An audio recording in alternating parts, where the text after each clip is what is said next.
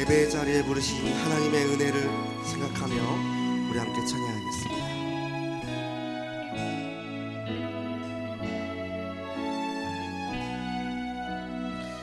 나 무엇과도 주님을 바꾸지 않으리. 다른 어떤 은혜 구하지 않으리. 오직 주님만이 내 삶의 도움이시니 주의 얼굴 보기 원합니다. 나 무엇과도 주님을 바꾸지 않으리. 다른 어떤 은혜 구하지 않으리. 오직 주님만이 내 삶의 도움이시니 주의 얼굴 보기 원합니다. 주님 사랑해요. 온 마음과 정성 다해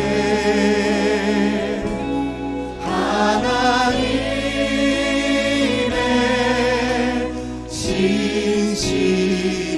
진실한 친구 되기 원합니다. 나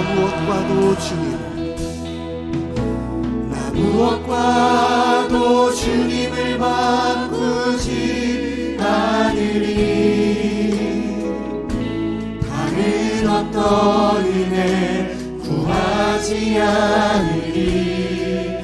오직 주님만이 내 삶의 도움이시니 주의 얼굴 보기 원합니다. 나 무엇과도 주님을 바꾸지 않으리. 나 무엇과도 주님을 바꾸지 않으리. 다른 어떤 은혜 구하지 않으리. 오직 주님만이 내 삶의 도움이시니 주의 얼굴 보기 원합니다. 주님 사랑해요. 온 마음과 정성 다해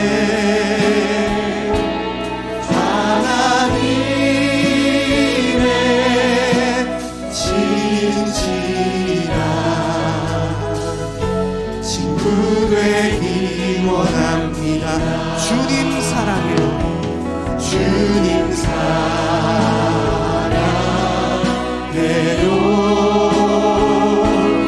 온 마음과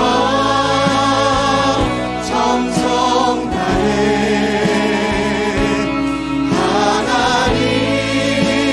하나님의 진실한 친구를 처음부터 한 번 더 고백하겠습니다. 나 무엇과도 주님을 바꾸지 않으리. 다른 어떤 은혜 구하지 않으리. 오직 주님만이 내 삶의 도움이시니 주의 얼굴 보기 원합니다. 주님 사랑해요. 주님 사랑해요.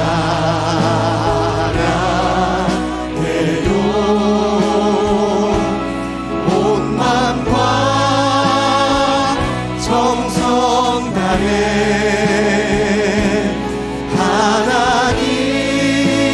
하나님의 진실한 친구 되기 원합니다. 주님 사랑해요. 주님 사랑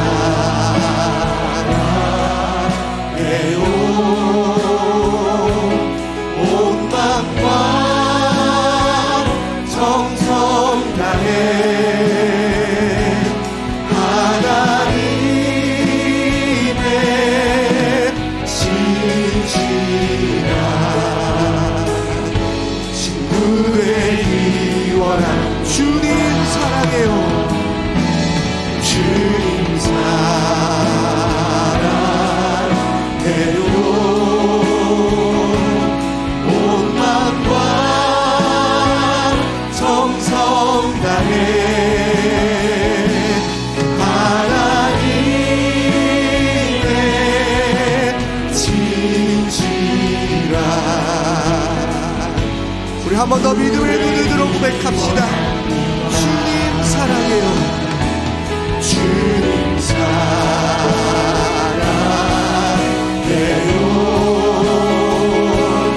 온 마음과 정성 다해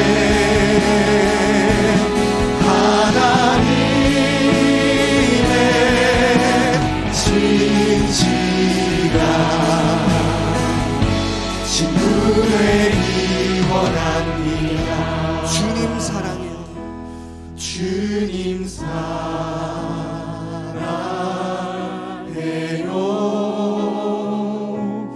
온 마음과 정성 다해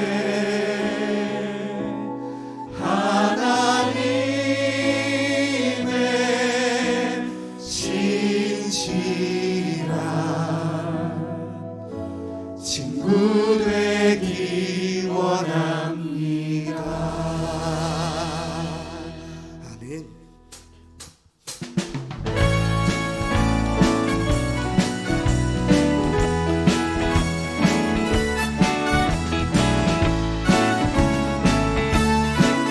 우리와 함께 하시는 하나님을 찬양하겠습니다. 갈 길을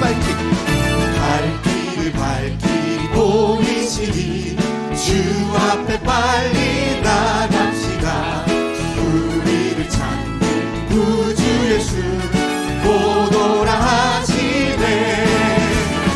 죄악 벗은 우리 영혼을 기뻐 뛰며 주를 보겠네.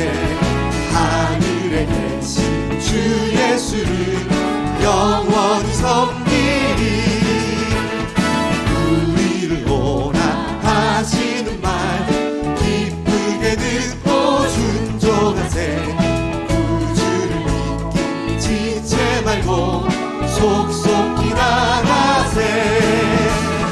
죄악 벗은 우리 영혼을 기뻐 뛰며 주를 보겠네. 하늘에 계신 주 예수를 영원히 섬기리. 주 오늘 여기 계시오니 다 와서 주의 말씀 듣세. 듣기도 하며 생각하니 참 진리시로다. 죄악 벗은 우리 영혼을 기뻐 뛰며 주를 보겠네.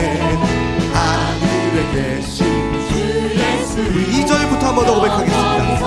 우리를 오라 하시는 말, 우리를 오라 하시는 말 기쁘게 듣고 순종하세. 구주를 믿기 지체 말고 속속히 나가세. 죄악 벗은 우리 영혼을 기뻐 뛰며 주를 보겠네. 하늘에 계신 주 예수를 영원히 주 오늘 여기 계시오니 주 오늘 여기 계시오니 다 와서 주의 말씀 듣세. 듣기도 하며 생각하니 참 진리시로다. 아멘. 죄악 벗은 우리 영혼을 기뻐 뛰며 주를 보겠네. 하늘에 계신 주 예수를 영원히 죄악 벗은 우리 영혼, 죄악 벗은 우리 영혼을 기뻐 뛰며 주를 보겠네. 하늘에 계신 주 예수를 죄악 벗은 우리 영혼을, 죄악 벗은 우리 영혼을 기뻐 뛰며 주를 보겠네. 하늘에 계신 주 예수를 영원히 섬기리. 아멘.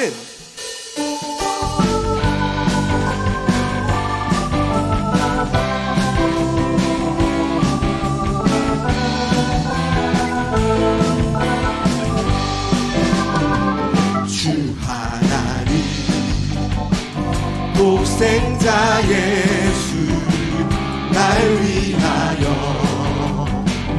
오시었네.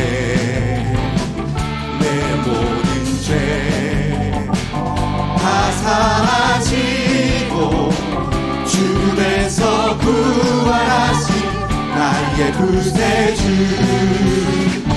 살아계신 주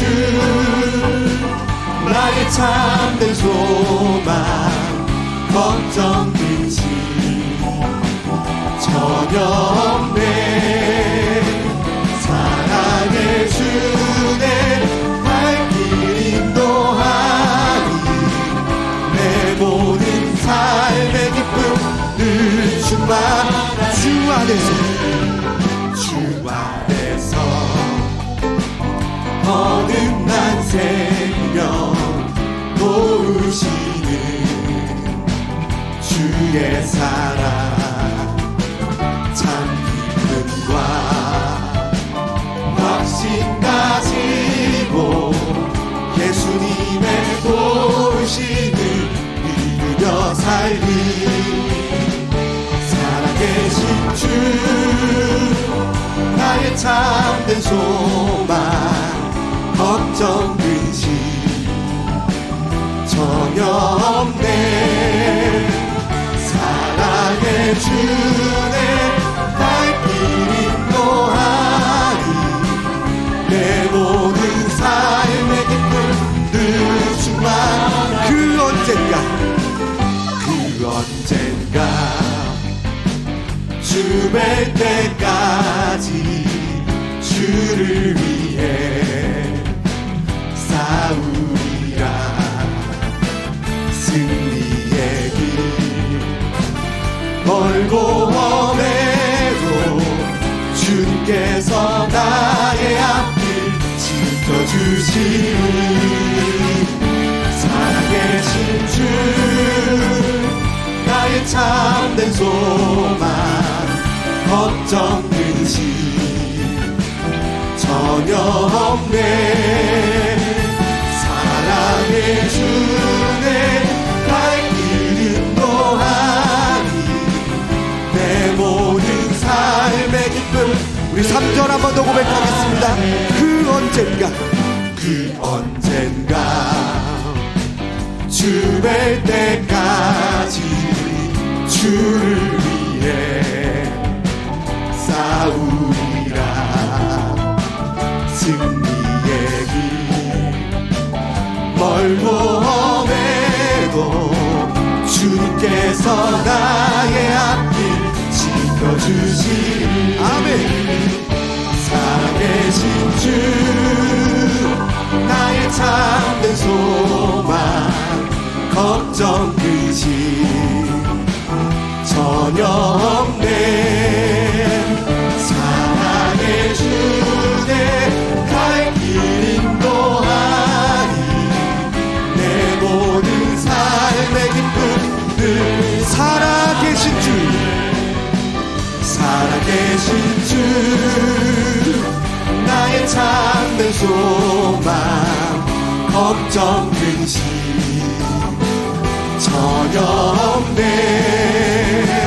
사랑의 주내 발길 인도하니 내 모든 삶의 기쁨 내 모든 삶의 기쁨 내 모든 삶의 기쁨 늘 충만하네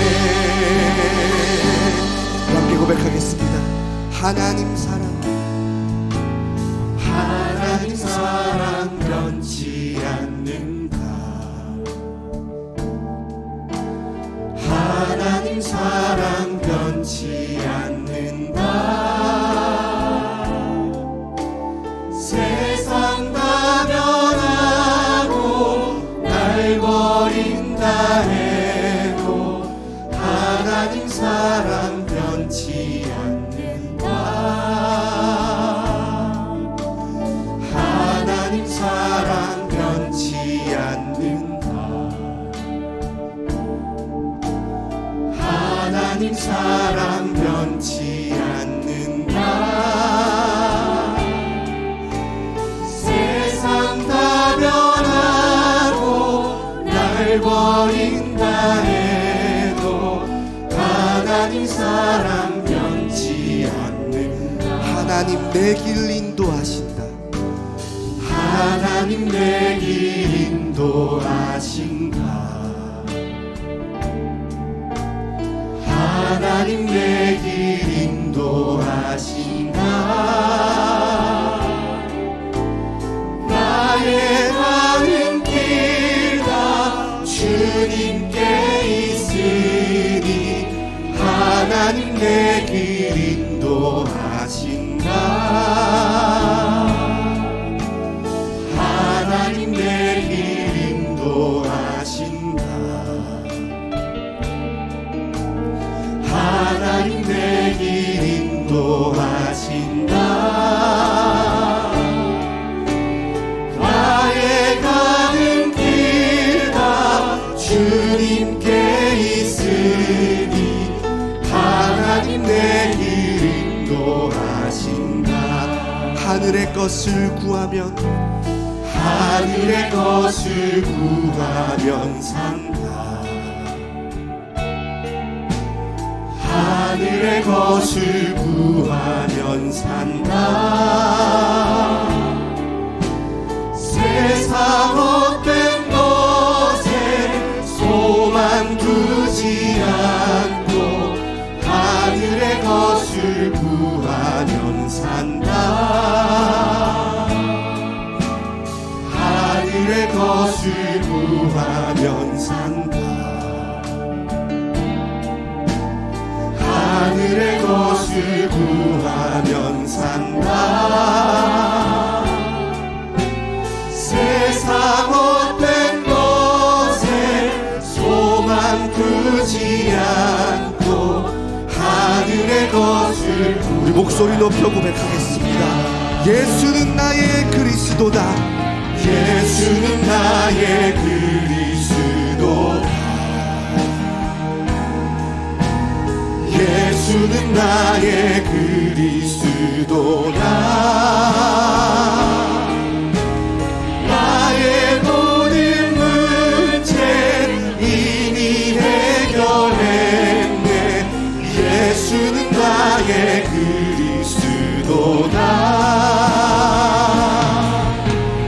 예수는 나의 그리스도다. 예수는 나의 그리스도다. 나의 모든 문제 이미 해결했네. 예수는 나의 그리스도다. 하늘의 것을 구하면 산다. 하늘의 것을 구하면 산다.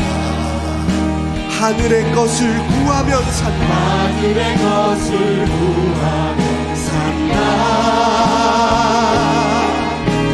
세상 헛된 것에 소망 두지 않고 하늘의 것을 구하면 산다. 하늘의 것을 구하면 산다. 하늘의 것을 구하면 산다. 세상 헛된 것에 소망 두지 않고 하늘의 우리 두 손을 높이 들고 한 번 더 고백하겠습니다. 예수는 나의 그리스도다. 예수는 나의 그리스도다. 아멘. 예수는 나의 그리스도다. 나의 모든 문제 이미 해결했네. 예수는 나의 그리스도다. 예수는 나의 그리스도다. 예수는 나의 그리스도다. 예수는 나의 그리스도다. 나의 모든 문제 이미 해결했네. 예수는 나의 나의 모든 문제 이미 해결했네.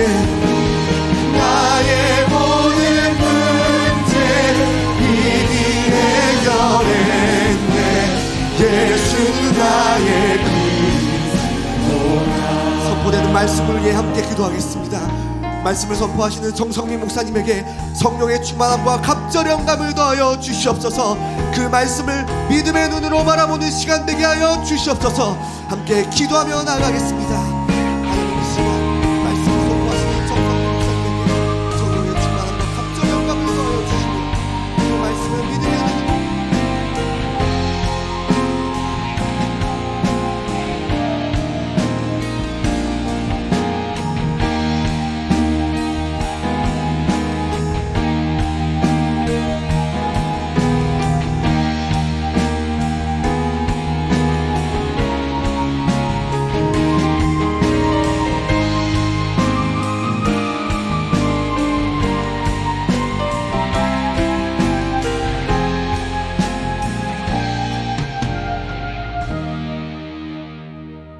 소식 말씀드립니다.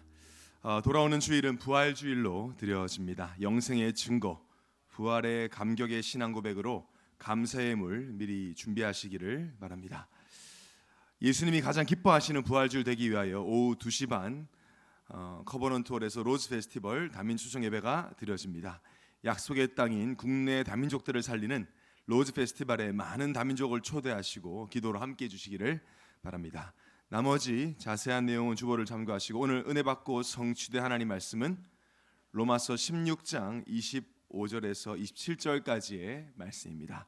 우리 다 같이 한번 합독하겠습니다. 나의 복음과 예수 그리스도를 전파함은 영세전부터 감추어졌다가 이제는 나타내신 바 되었으며 영원하신 하나님의 명을 따라 선지자들의 글로 말미암아 모든 민족이 믿어 순종하게 하시려고 알게 하신 바 그 신비의 계시를 따라 된 것이니 이 복음으로 너희를 능히 견고하게 하실 지혜로우신 하나님께 예수 그리스도로 말미암아 영광이 세세에 무궁하도록 있을지어다. 아멘. 우리 신앙 고백하겠습니다. 주는 그리스도시요 살아계신 하나님의 아들이십니다. 아멘. 우리 옆에 사람 보면서 이렇게 인사하겠습니다. 당신은 세계복음화의 주역입니다. 이거들이 말씀 가지고 가장 빠르고 쉬운 세계복음화라는 제목으로 말씀을 증거하겠습니다. 저는 그 운전면허를 미국에서 땄는데요. 미국은 이게 차가 없으면 이동이 불가능하기 때문에 보통 고등학생 때 면허를 tab니다. 빠르면 16세. 저는 딱 평균인 18세에 제가 고2 때 면허를 땄는데요. 23년 전이더라고요. 세월이 많이 지났는데 그때는 이제 내비게이션이 없었습니다. 그래서 지도를 차에 가지고 다니면서 이제 지도를 보면서 미리 이제 출발하기 전에 지도 보고 이제 운전 시작하고 이렇게 했는데 한두 번 가본 길이 이제 금세 아무래도 지도를 보다 보면 익숙해져요. 내비게이션 보는 것보다 지도를 보면서 운전하면 훨씬 더 길이 좀 빨리 익숙해지는데 그래서 나중에는 한 시간이 한 몇 년 지나니까 이제 웬만한 곳은 뭐 다 지도 없이 운전을 하고 다녔죠. 근데 제 친구들 중에 보면 유난히 길눈이 어두운 친구들이 있었습니다. 뭐 길치라고 하잖아요. 길을 헤맬 수 있습니다. 다 저도 뭐 그런 적이 있고 요즘같이 내비가 있어도 좀 헷갈리는 경우도 있죠. 그렇다고 길치는 아닙니다. 길치는 누가 길치냐? 오늘 제가 길치를 정의해드리겠습니다. 길치는 길을 잘못 들었을 때 본능적으로 느끼는 그 싸함을 느끼지 못합니다. 대부분 사람들은 가다 보면 여기가 아닌 것 같은데? 라고 느껴요. 근데 길치는 못 느낍니다. 그걸. 그래서 제 친구 중에 한 명이 성격이 참 좋은 길치였어요. 그래서 그 친구가 운전한 차를 타고 목적지를 가는데 이 친구 재밌어요. 막 재미있게 얘기하고 뭐 농담하고 막 스포츠 얘기하고 막 그래서 제가 잘 가고 있지 하면은 막 잘 가고 있어 막 얘기하는데 한참 지나서 이제 완전 반대로 가고 있음을 알게 되면 그때부터는 꼴 보기 싫고 분위기도 안 좋고 시간 늦었어요. 근데 성격은 또 좋아. 자기는 또 속 편해. 괜찮아 뭐 드라이브 하지 하니까 뭐 화도 못 내고 그랬던 기억이 있습니다.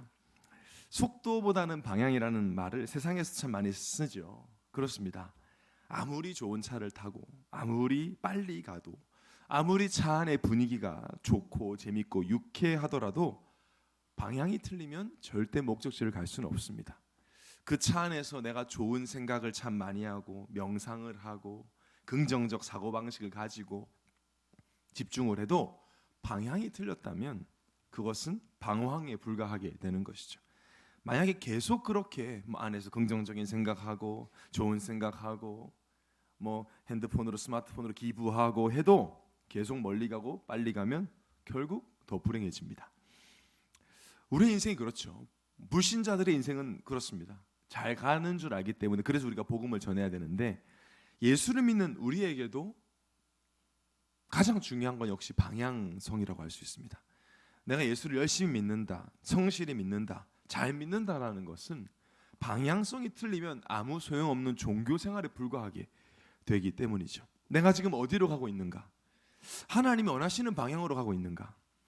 내가 보고 있는 이곳이 하나님의 원하시는 방향인가? 이것을 아는 것이 가장 중요합니다.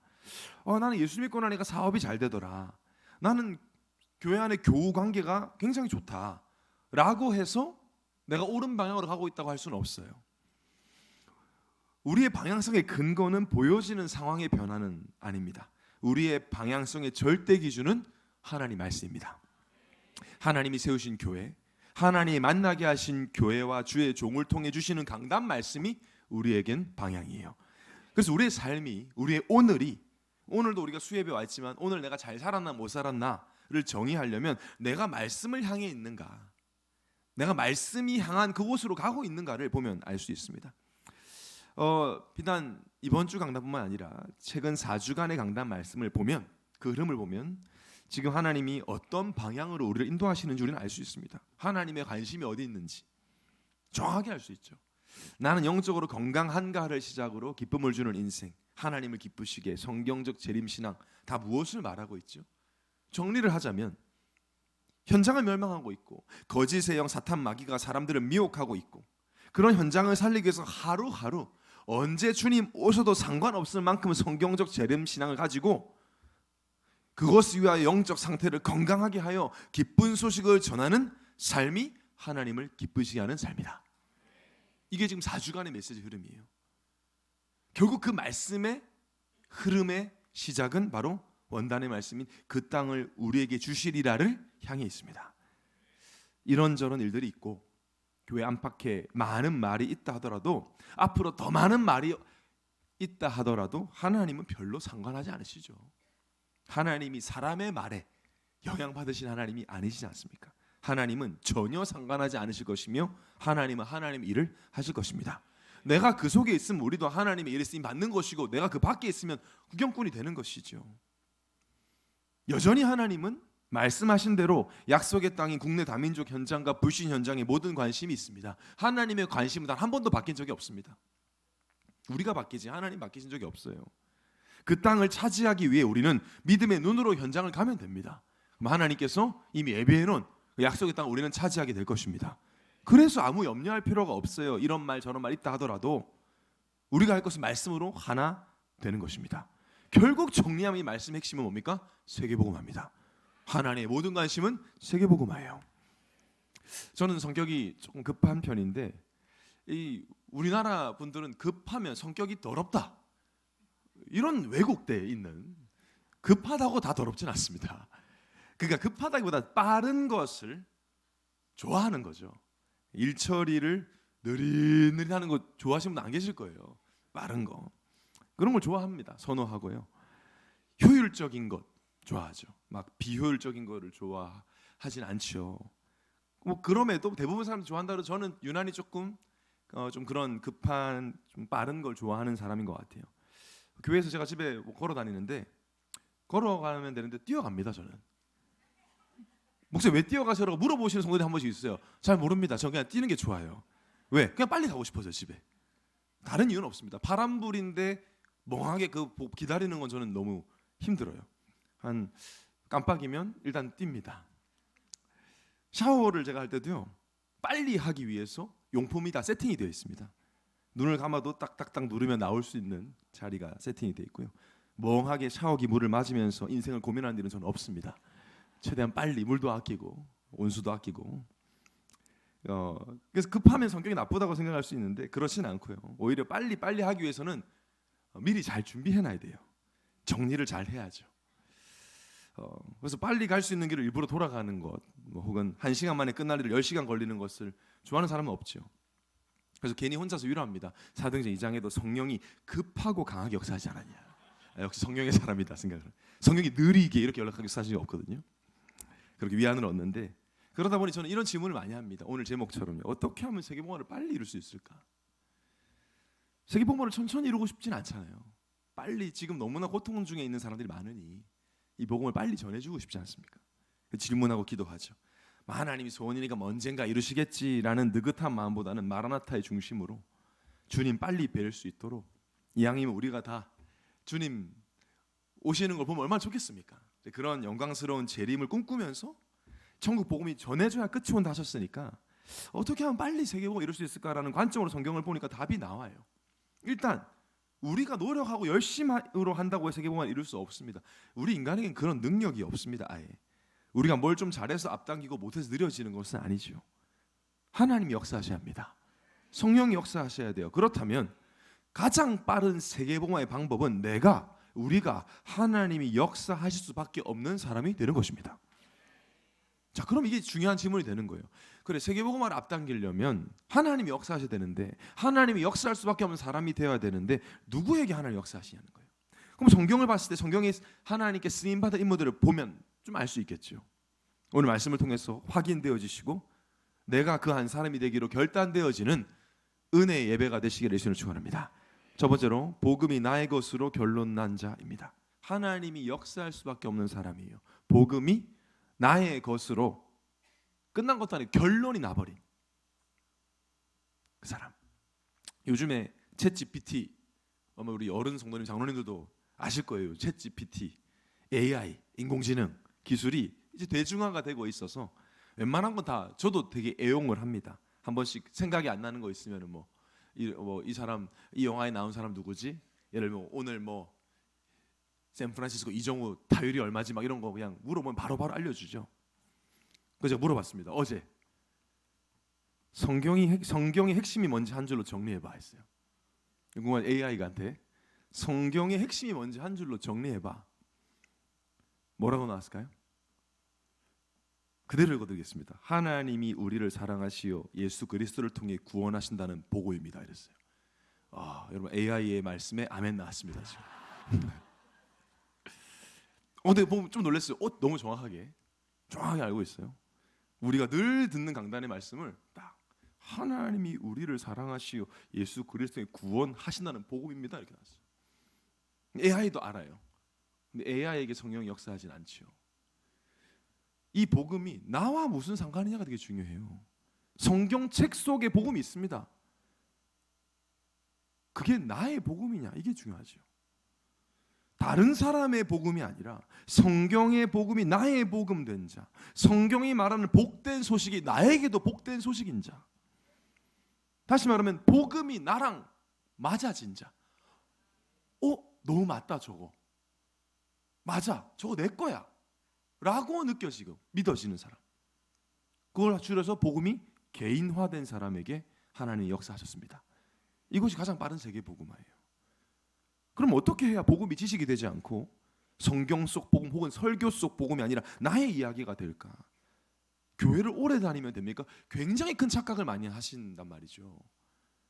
내가 몇 대째다, 그게 별로 그렇게 중요하진 않습니다. 내가 교회를 오래 다녔다고, 예배에 많이 왔다고 나의 복음을 소유한 것은 아닙니다. 여름에 복날이 되면 어르신들에게 토종닭, 백숙 이런 거 많이들 드시잖아요. 삼계탕 같은 거. 늘 이건 약이다 이러면서 막 드시는데, 전 어릴 때 막 치킨 먹고 싶은데 할머니가 이건 약이다 그러면 나 약 먹기 싫다 하면서 막 안 먹고 그랬는데요. 유명한 이런 토종닭집 가면요, 여름에 줄 서서 대기해야 돼요.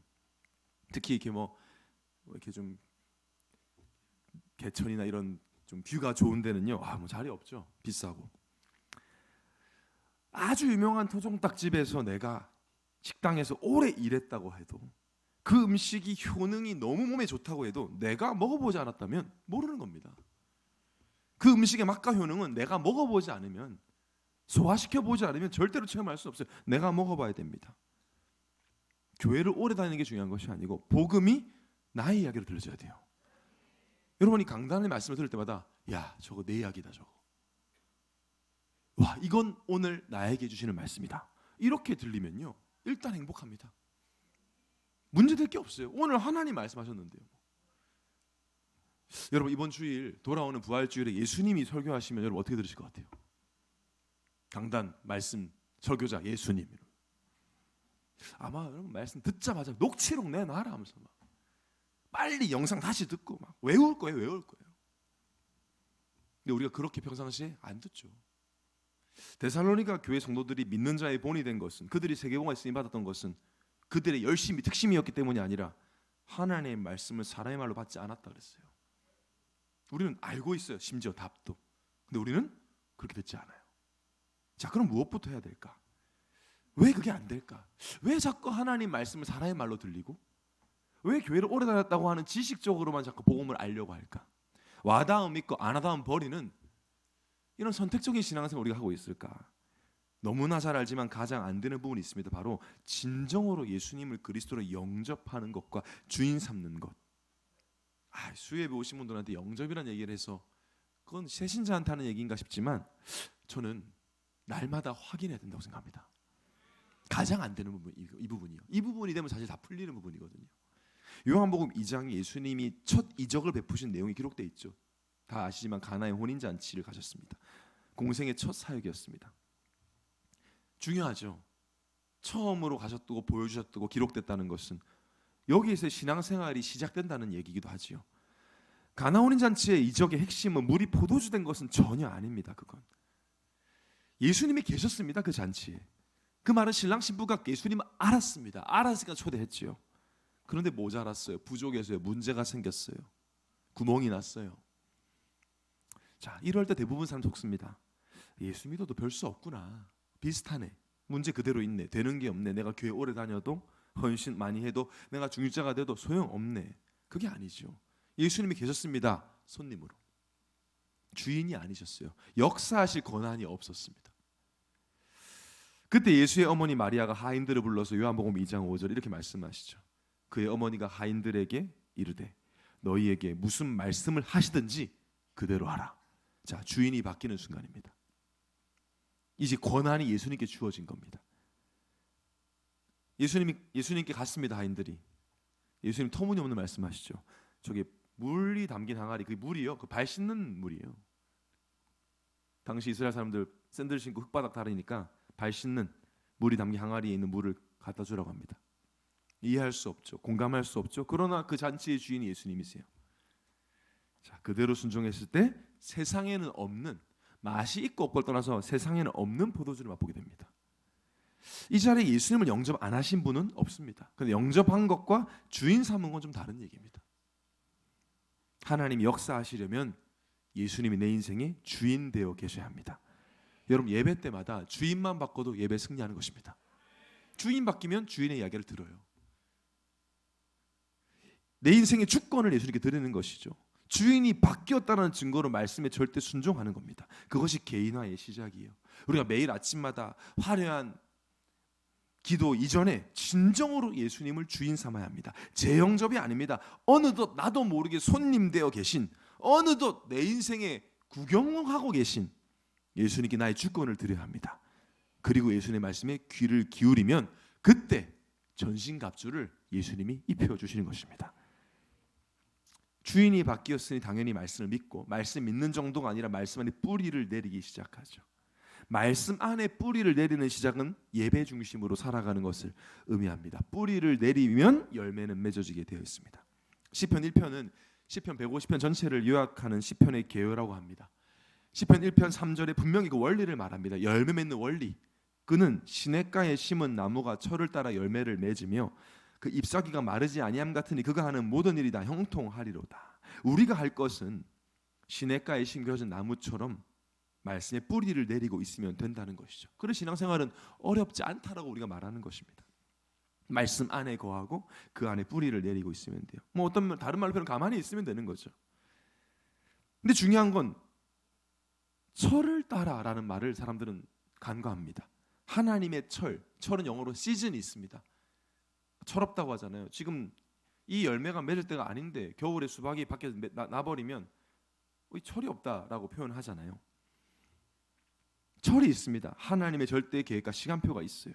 그 시간표에 열매를 맺게 되는데 많은 사람들이 자신들만의 철을 가지고 있어요. 요때 나와야 되는데, 요때 바뀌어야 되는데 왜 안 바뀌지? 왜 변화가 없지? 왜 열매 없지? 하면서 내가 원할 때 열매가 없다고 이 터가 안 좋다 싶어가지고 뽑아가지고 여기 심고 저기 심고 하다가 뿌리가 다 말라버리는 경우가 많이 있습니다.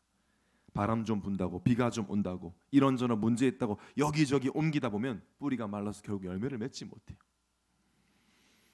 우리가 아이들을 낳아서 키울 때 빨리빨리 커라 이러지 않죠. 사랑으로 키우다 보면 어느덧 아이는 장성해 있습니다. 예배와 말씀 안에 뿌리를 내리고 있으면 열매를 맺는데 그 열매가 바로 복음이 개인화되는 것이에요. 최고의 열매죠. 내 것이 되어버리면 빼앗기지 않습니다. 오히려 변질되기가 더 힘들어요. 저도 뭐 사투리를 조금 쓰지만 저는 마음만 먹으면 안 쓸 수도 있습니다. 정말입니다. 저는 마음 지금처럼 안 쓸 수 있습니다. 신경을 좀 쓰면 안 쓸 수 있습니다. 근데 보면 저희 집사람은 사투리밖에 못 씁니다. 부산에서 태어난 부산 사람이에요. 사투리가 자기 것이에요. 사투리가 개인화되어 있죠. 깊이. 그런 사람은 안 쓰는 게 더 어렵습니다. 서울 온 지 14년 되었지만 여전히 쓰고 있습니다. 앞으로 영원히 쓰겠죠. 변질이 되기가 어렵습니다. 갑자기 서울말을 하기 어려워요. 노력을 해야 돼요. 그러려면. 복음이 나의 복음이 되면 그때부터 쉬워요. 내 것이니까요. 다른 말 할 수가 없어요. 베드로와 요한이 성전 미문 앞에 앉은 뱅이에게 잠깐만 있어봐라 노트를 펼쳐가지고 막 요약을 해준 게 아닙니다. 내게 있는 건 내게 주는 나사렛 예수 그리스도 이름으로 일어나 걸으라 그랬어요. 이때부터 삶이 된 거예요. 누굴 만나도 툭툭 튀어나오는 겁니다. 내 것이니까요. 복음 개인화의 정의는 성경과 나의 인생을 근거로 왜 오직 그리스도 아니면 안 되는지 말할 수 있는 것입니다. 바울이 이 복음의 진수라는 로마서를 마무리하면서 그냥 복음이라고 하지 않고 25절에 나의 복음과 그랬어요. 나의 복음과 예수 그리스도를 전파함. 그냥 복음 아니야. 나의 복음. 이 말은 나의 인생 속에 바울의 인생 속에 왜 예수 그리스도가 아니면 안 되는지를 바울은 분명히 성경과 인생을 가지고 답을 가지고 있었던 것이죠. 그러니까 빼앗기지 않습니다. 바울이요. 죽음의 공포 앞에서도 순교하기까지 버려지지 않을 만큼 복음이 나의 것이 되어 있었던 것이죠. 저는 지금이 이 복음을 개인화하기에 가장 좋은 철이라고 확신합니다. 복음이 나의 것이 되면 나의 인생을 보는 관점이 완전 달라집니다. 내 과거, 현재, 미래에 대해서 내 나름대로의 결론이 아니라 복음 안에서 말씀으로 결론이 나요. 복음 안에서 우리는 세 단어로 나의 인생을 정리할 수 있어야 합니다. 바로 죄인, 의인, 증인. 이 세 단어로 우리의 인생이 정리되어야 합니다. 우리의 과거, 그 타임라인은 바로 예수 믿기 전을 말하죠. 우리의 과거는 바로 죄인이었습니다. 신명기 4장 32절에 네가 있기 전 하나님이 사람을 창조하신 날부터 지금까지 지나간 날을 상고하여 보라. 과거를 한번 돌아보라는 것이죠. 나의 인생을 돌아보면 왜 나에게 복음만이 필요한지를 알 수 있습니다. 우리는 죄인이었습니다. 꽤 괜찮은 죄인이 아니었고요. 의인 될 뻔했는데 아깝게 실수 몇 번 해서 죄인 된 것이 아니라 아예 가능성이 없었던 멸망 속에 있었던 끔찍한 절대 스스로 구원받을 수 없는 완전한 죄인이었습니다. 빠져나갈 구멍이 하나도 없고 죄인은 하나님과 원수 관계죠. 마귀의 자식이고 죄를 지는 자는 마귀에게 속하는데 죄를 가지고 태어나 버리니 태어날 때부터 마귀에게 속해서 죄인이기 때문에 세상 풍조를 따라가야 합니다. 육체와 마음이 원하는 것만을 위해 살아갑니다. 근데 인간은 영적 존재 하나님 형상으로 지음받았기 때문에 그렇게 살면 고장납니다. 그래서 시대가 이렇게 고장이 나버렸죠. 하나님을 믿고 하나님을 따르고 하나님을 예배해야 행복하도록 지어졌는데 나중심을 따르고 돈을 믿고 성공을 예배하니까 문제가 올 수밖에 없는 영적 상태가 되어버렸습니다. 저는 모태신앙이라는 이유로 죄를 잘 몰랐습니다. 이 원죄의 심각성을요. 그 엄청난 저주와 대가를 몰랐습니다. 성경 전체에 죄인의 비참함을 기록되어 있는데 성경 읽으면서도 몰랐고 다시 말하면 남의 이야기였습니다. 성경이. 성경 이야기. 이스라엘 이야기. 그러니까 한 번도 세계복음화를 외치면서도 구원의 감사 감격이 있었던 적이 없어요. 죄인이라는 게 인정이 안 되는데 무슨 구원이 감사하겠어요. 그냥 천국 티켓 정도였죠. 단 한 번도 구원이 감사해서 울어본 적이 없었습니다. 참 건방지죠. 그랬습니다. 죄를 모르면 건방지게 됩니다. 사람이요. 불신자에서 우상 숭배하다가 예수 믿는 사람들이나 구원에 감사해야 되는 줄 알았습니다. 마치 나는 그들보다 조금 덜 죄인인 것처럼 착각도 그런 착각이 없죠. 구원에 감사 없는 사람에게 성령이 역사하실까요? 역사하시지 않죠. 역사하신다면 죄인임을 깨닫도록 역사하시겠죠. 그래야 구원에 감사 회복될 테니까. 너무나 감사하게도 하나님의 은혜로 예배와 말씀의 뿌리를 내리고 있는데 어느 날 들려져요. 성경이 나의 이야기로. 그렇게 달달 외우고 있던 아담과 하와의 이야기가 나의 이야기로. 하나님을 떠나 두려워 숨고 있는 아담과 하와가 나의 이야기로. 무화과 나뭇잎 뜯어가지고 부끄러움을 가리려고 하는 모습이 마치 내가 성공해가지고 돈 좀 벌어가지고 명예를 좀 얻어가지고 나의 상처를 가리려고 하는 그 모습으로 딱 오버랩이 돼요. 두려우니까 내가 실수해놓고 내가 죄 지어놓고 다른 사람 원망하는 아담이 하와를 보면서 하나님 원망하는 당신이 만든 저 여자 때문이라고. 아, 저게 내 상태. 내가 열심히 살았는데 인정 안 해줬다고 분노해서 살인을 하는 가인의 모습이 나의 모습으로. 내 안에 그 모습이 있는 거죠. 하나님 사랑한다면서 사실은 성공과 명예와 인간을 더 사랑하는 호세아의 아내 고멜, 계속 간음하는 그 호세아가 나의 모습으로. 이거 내 이야기구나. 고멜이 나구나. 성전 미문 앞에 앉은 안진뱅이가 나의 모습으로. 죽은 지 오래되어 시체 썩는 냄새가 나는 죽은 나사로가 나의 모습으로. 예수님이 나사로야 일어나라 했을 때도 스마포로 다 묶여 있어가지고 혼자서는 아무것도 하지 못하는 나사로의 모습이 마치 나의 모습. 구원은 받았지만 스스로 아무것도 할 수 없는, 여전히 상처에 둘둘 묶여 있는, 5번 결혼하고 6번 또 결혼하면서도 행복하지 않은 수가성 여인이, 목마를 물을 마시는 찾고 있는 그 여인이, 사마리 여인이 나의 모습으로. 요한복음 5장에 38년 된 병자가 물을 진동할 때 들어가서 병 고쳐보겠다고 요행을 바라는 그 환자가 나의 모습으로. 전부 나의 이야기로. 나의 이야기로, 우리 집 이야기로. 저는 구원 다음에 우리가 받는 최고의 축복이 성경의 이야기가 나에게로 들려지는 것이라고 확신합니다. 영접을 넘어 나의 복음 되는 순간이죠. 그렇게 보여지니까 그러면 나 여기서 빠져나와야 되는데. 그러니까 또 보여요. 그러니까 성경이 처음부터 여자의 후손, 처음부터 방주, 처음부터 유월절 어린 양의 피 계속 이야기할 수밖에 없구나. 나는 처음부터 예수 그리스도 아니면 안 되는 죄인이구나. 그런 내가 하나님의 은혜로 십자가의 죽음과 부활로 그것이 믿어지는 선물을 받아서 구원을 받았구나. 하나님과 함께하게 되었구나. 죄 사함 받았구나. 하나님의 자녀가 되었구나. 다 받았구나. 다 끝났구나. 다 괜찮구나. 예수 그리스도 때문에. 진짜 그때부터는 이제 찬양이 달라지죠. 예수님께 하나님께 영광이요, 장난스럽게 하지 않고 정말 하나님께 영광을 돌릴 수 있는 자체가 응답으로 믿어지는 것입니다. 죄인이었던 내가, 그럼 나의 현재는 그 그리스도 때문에 의인이 되었어요. 로마서 8장 30절에 또 미리 정하신 그들을 또한 부르시고 부르신 그들을 또한 의롭다 하시고 의롭다 하신 그들을 또한 영화롭게 하셨느니라. 내가 한 건 없어요. 부르시고 의롭다 하시고 영화롭게 하신 그 모든 것을 하나님께서 하셨어요. 복음 때문에, 복음에 하나님의 의가 나타나니까요. 그러면 그때부터 이제 의인이기 때문에 누리면 됩니다. 의로움을 누리면 돼요. 어떻게 누리죠?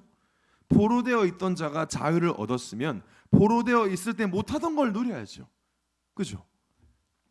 갈라디아서 1절에 그리스도께서 자유롭게 하려고 자유를 주셨어요. 다시는 종의 멍에 매지 말라. 자, 자유가 뭡니까? 포로되어 있을 때, 노예되어 있을 때 못했던 걸 해야죠. 다 끝났으니까 마음대로 살자. 그건 불신자도 하는 건데. 그 죄인이었대 내 마음대로 살던 걸 하기 위해서 복음을 주셨습니까? 그건 아니잖아요. 그건 자유가 아니에요. 우린 참 자유를 누려야 됩니다. 어떤 게 자유죠? 어떤 상황에서 두려워할 필요 없는 자유를 누려야 됩니다. 두려워할 이유가 없죠. 의인이 되었으니. 어떤 상황에 낙심하지 않고 예배를 누리고 말씀을 누리고 기도를 누리고 전도와 선교를 위해 사는 것. 이게 의인이 복음을 누리는 방법이에요. 복음에 방해된다면 다 버릴 수도 끊을 수도 안 할 수도 있고, 복음에 유익하다면 나와는 맞지 않아도 도전할 수 있는 복음 중심의 삶, 생명 구원 중심의 삶이 바로 의인답게 사는 것입니다. 날마다 의로운 나의 신분 누리고 있으면 나의 미래는 증인이 되리라. 되어져요. 죄인이었던 나의 과거 거기서 빠져나오며 감사하면서 의로움을 누리면요. 자, 요즘에 감사한 게 저희 청년회 안에 다민족 청년들이요. 얼마나 감사한지. 여기 훌리아나 전사님도 계시지만요. 또 여러분 이란이란 나라는요. 개종하면 감옥 갑니다. 국가 종교가 이슬람이기 때문에요. 그래서 지금 저희 청년회 이란 사람. 사실 얼마 전에 비자를 갱신하는데 좀 떨더라고요. 혹시나 자기가 교회 다니는 거 알면 바로 추방돼서 바로 감옥 가요.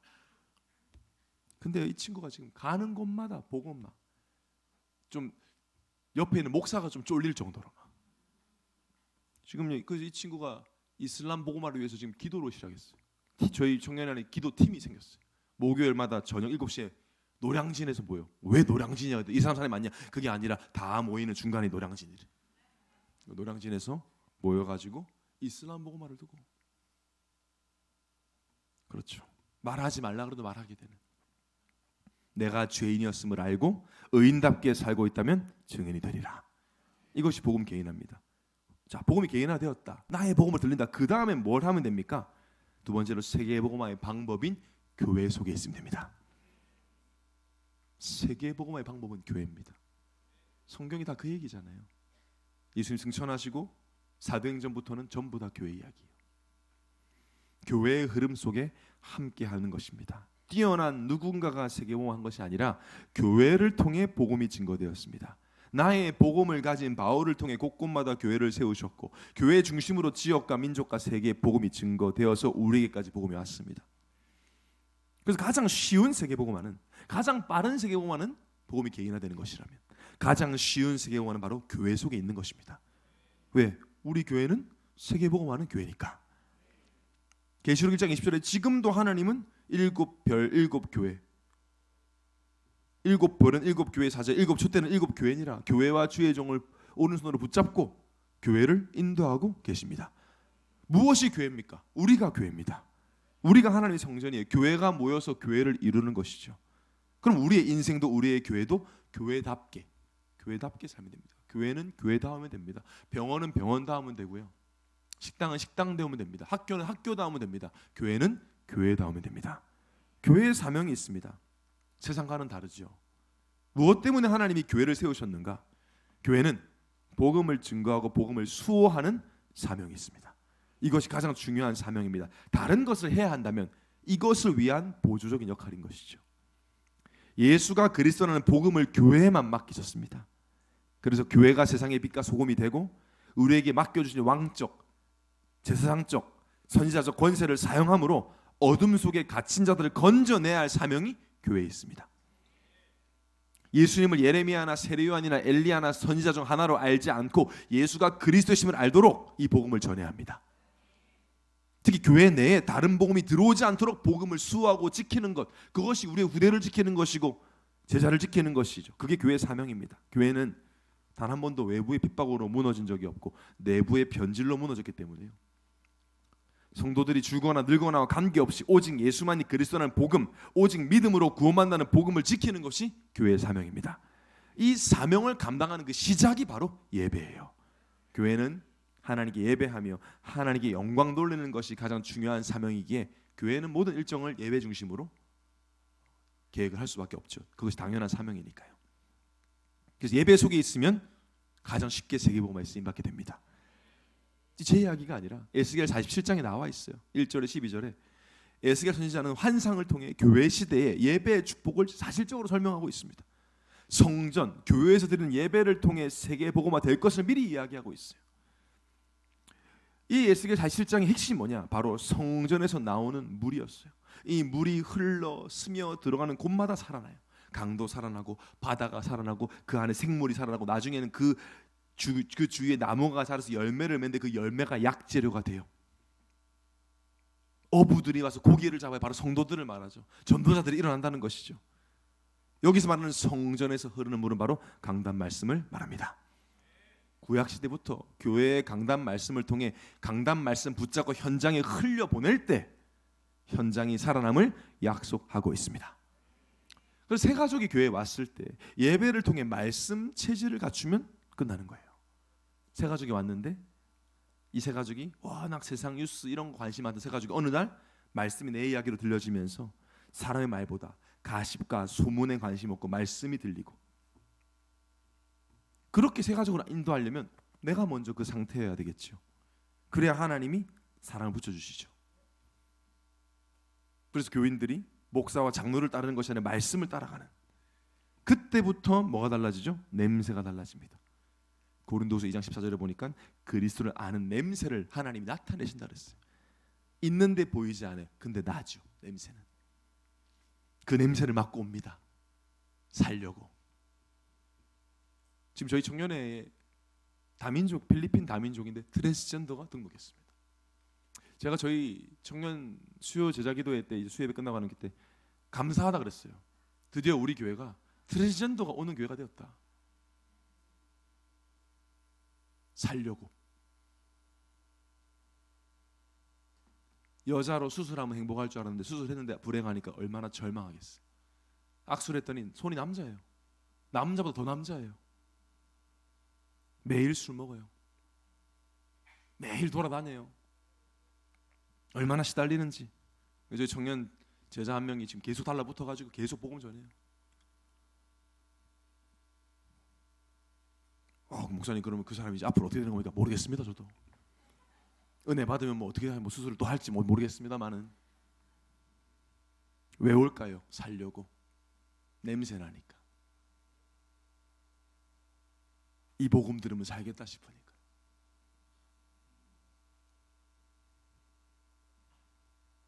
생명에 대한 냄새. 그때부터 강단을 기대하게 돼요. 교회를 사랑하게 돼요. 그 말씀이 나에게 들어온 말씀은 힘이 있어서요, 나의 기준을 치유해버립니다. 혼과 영과 관절, 골수를 찔러 쪼개는데 내 기준을 치유 못하시겠습니까? 절대 바뀌지만 않을 것 같은 미리 각인된 세상으로 들어온 기준이 바뀌죠. 노력으로 바뀌지 않습니다. 말씀으로만 가능합니다. 이해해서가 아닙니다. 믿을 때 바뀌어집니다. 처음에는 드러납니다. 내가 이 정도로 세상 기준이 있단 말이야. 아직도 내 마음대로 되는 게 좋고, 내가 원하는 거 가지는 게 좋고, 나를 알리고 인정받는 거, 그게 복의 기준이었는데 말씀을 통해서 원래 모습을 알게 되니까 속았구나. 내가 마귀에게 속아 살았구나 그동안. 그때부터 복과 능력과 성공에 대한 기준이 바뀌죠. 저는 어릴 때부터 항상 의문이었거든요. 뭐 이 친구 교회 열심히 다녀서 좋은 대학 갔다. 막 작정 40일 기도 해가지고 막 서울대 갔다. 근데 옆에 보면 작정 40일 기도 안 해서 서울대 간 사람 많거든요. 그러니까 갸우뚱 아멘은 해요 일단은 당시에는. 근데 막 그런 친구 많잖아요. 막 아이비 리그에 다 자식들이 갔다. 근데 제가 미국에서 전 대학을 다녔으니까 미국의 아이비 리그에는 이슬람이 훨씬 많은데 그게 복인가? 그게 예수 믿는 증거가 될 수 있나? 물론 하나님의 계획 속에 하나님 하신 일들이 있지만 막 승진을 했다, 건강하다. 그럼 아픈 사람은 절대 응답 못 받은 것인가? 몸이 좀 불편한 장애인들은 그건 절대 기준 될 수가 없습니다. 예수 안 믿어도 되는 거예요. 그 절대 기준 될 수는 없죠. 근데 말씀 속에, 예배 속에 있다 보니까 깨달아지죠. 진짜 복은, 성경에 말하는 진짜 복은 하나님과 함께하는 것이다.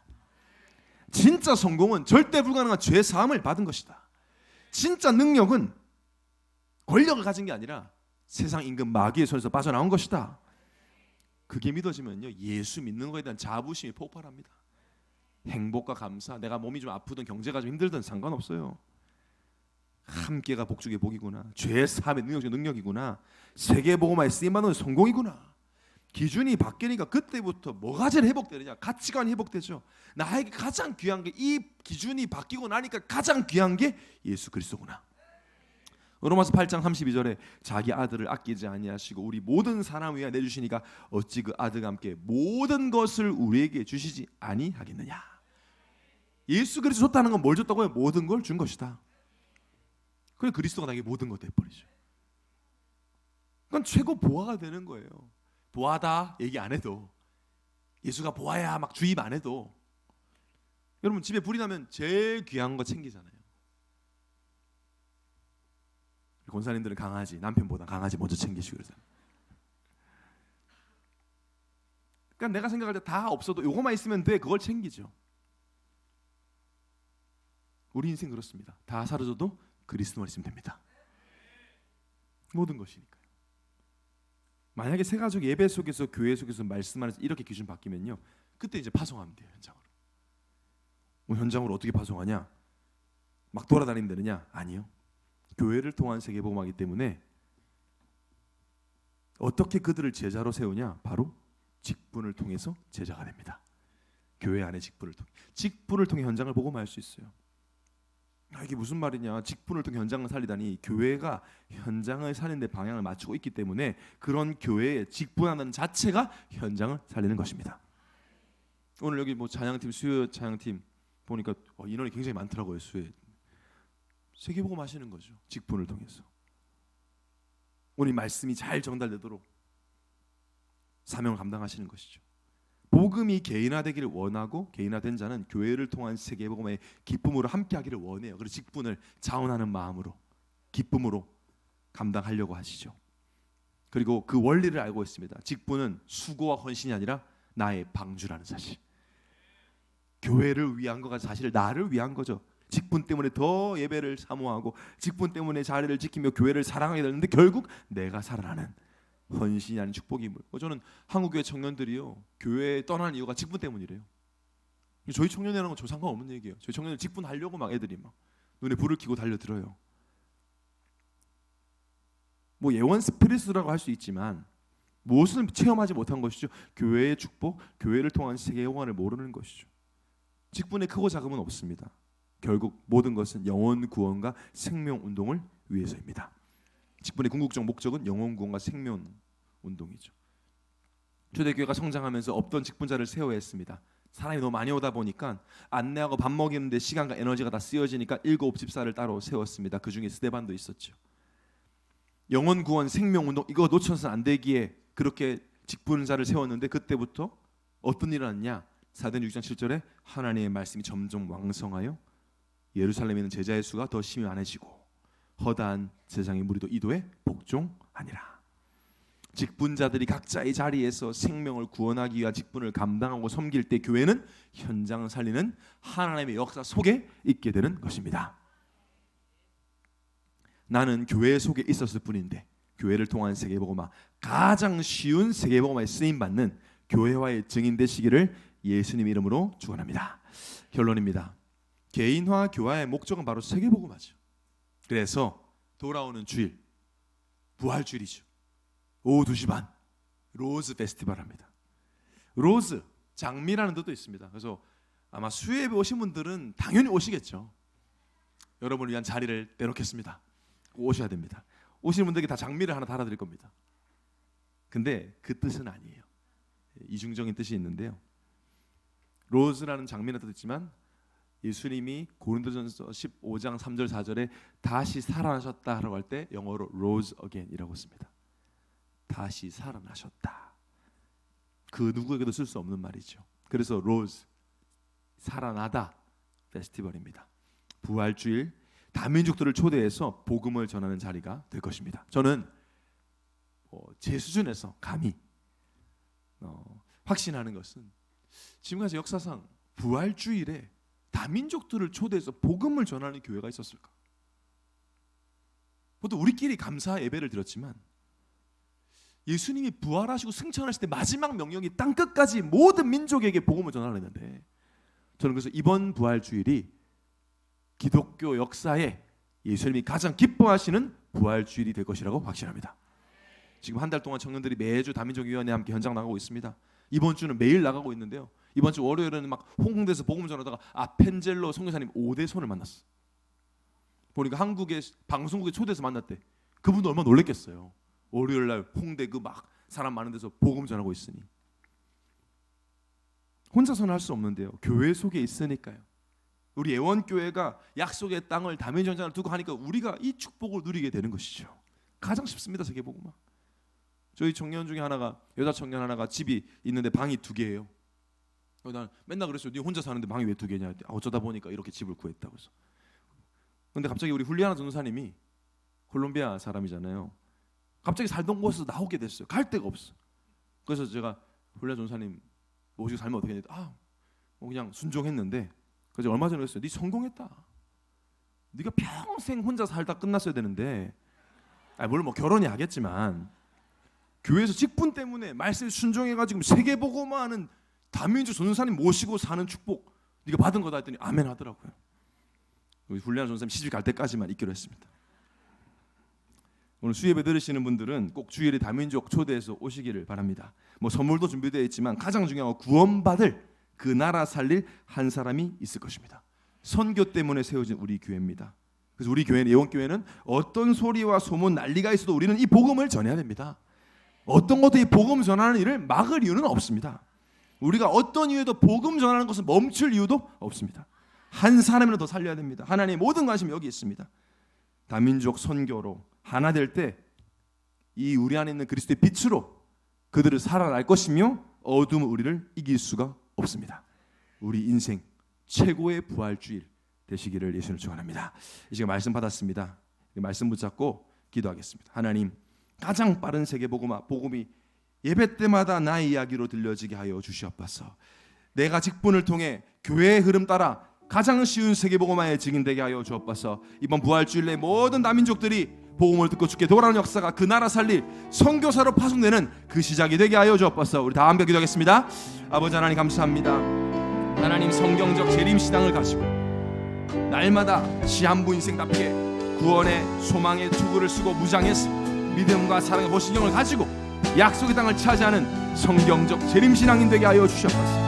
예수 그리스도의 복음이 나의 복음으로 결론난 자가 되게 하시고 하나님 역사 수밖에 없는 사람이 되어서 예배와 말씀을 통해서 날마다 기준이 치유되어져서 교회를 통한 세계모의 주역으로 쓰임받게 없어서 이번 주일 로스 페스티벌을 통해서 다민족들이 주께로 돌아오는 역사 있게 하시고 그 나라 살릴 제자로 세워지는 시작이 되게 하여 주시옵소서. 하나님께서 앞서 역사하시고 천국을 전사 파송하셔서 예수님이 가장 기뻐하시는 부활주일 되게 하여 주시옵소서. 하나님 나라 임하는 부활주일 되게 하여 주시옵소서. 죽어있던 그들이 영적으로 살아나는 역사에 일어나는 부활주일 되게 하여 주시옵소서. 이제는 우리의 모든 것 되시는 주 예수 그리스도의 은혜와 하나님의 사랑하심과 성령의 내주인도 역사하심이 가장 빠른 세계복음화인 복음 개인화 속에 가장 쉬운 세계복음화인 교회화 속에 끝까지 이 복음을 증거해서 모든 다민족들 전 세계의 모든 후대들을 살리기를 소원하는 수요일에 참석한 주의 귀한 성도들 머리 위에 이제부터 영까지 항상 함께 있을지어다. 아멘.